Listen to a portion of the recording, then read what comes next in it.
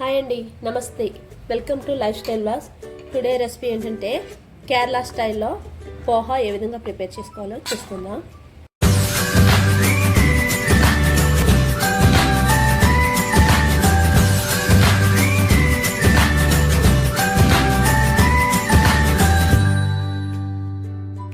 ముందుగా ఈ పోహా కోసం మెజర్మెంట్ కప్తో 2 కప్స్ అటుకులు తీసుకోవాలి. శుభ్రంగా వాష్ చేసుకుని పక్కన పెట్టుకుందాం.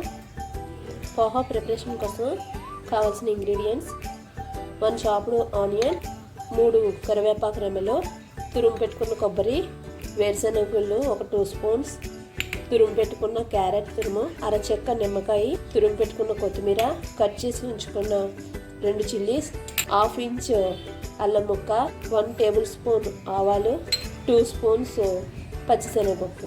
ప్రిపరేషన్ ఏ విధంగా చేయాలో చూసుకుందాం. ఒక 3 టేబుల్ స్పూన్స్ వరకు ఆయిల్ని యాడ్ చేసుకోవాలి. ఆయిల్ హీట్ అయింది. వేరుశనగలు యాడ్ చేసుకోవాలి.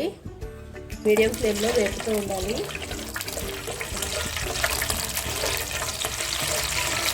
కొంచెం వేగిన తర్వాత శనగపప్పులు యాడ్ చేసుకోవాలి. అదేవిధంగా ఆవాలను యాడ్ చేసుకోవాలి. కట్ చేసి పెట్టుకున్న అల్లం యాడ్ చేసుకోవాలి. అదేవిధంగా చిల్లీస్, కరివేపాకు, ఆనియన్స్ అన్నీ యాడ్ చేసుకోవాలి. అదేవిధంగా క్యారెట్ తురుము కూడా యాడ్ చేసుకోవాలి. ఇవి 50% వరకు ఫ్రై అవుతే సరిపోతుంది. మరీ డీప్ ఫ్రై అవుతున్నట్టు ఈ విధంగా ఫ్రై చేసుకుని పూర్తిగా కవర్ అయ్యే విధంగా మూత పెట్టుకోవాలి. దీంట్లోనే ఆల్రెడీ కడిగి పెట్టుకున్న అటుకుల్ని యాడ్ చేసుకోవాలి.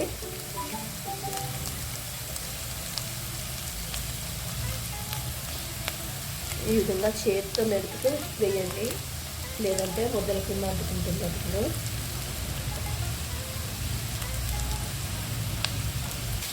ఒకసారి కలుపుకోవాలి.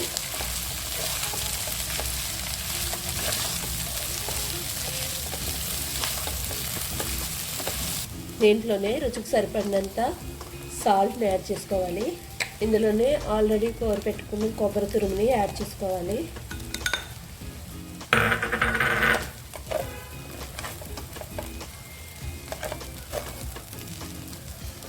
చాపుడు కొత్తిమీరని దించే ముందునే కొంచెం యాడ్ చేసుకుని మొత్తం కలుపుకుంటే కేరళ స్టైల్ పోహా రెడీ. ఎంతో టేస్టీగా హెల్దీగా కేరళ స్టైల్ పోహా రెడీ అయింది. ఇప్పుడు సర్వ్ చేసుకుందాం. కొంచెం లెమన్ పిండుకుని వేడివేడిగా సర్వ్ చేసుకుంటే చాలా బాగుంటుంది.